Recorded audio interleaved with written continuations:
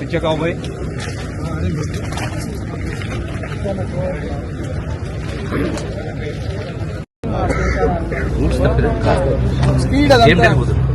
Speed డ్రైవర్ల యొక్క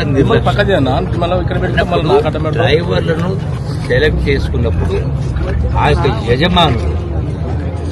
యజమానులు ఆ జాగ్రత్తలు తీసుకోవాలి. ఇటువంటి జరిగినప్పుడు వాళ్ళపైన భారం కూడా మోపాలి.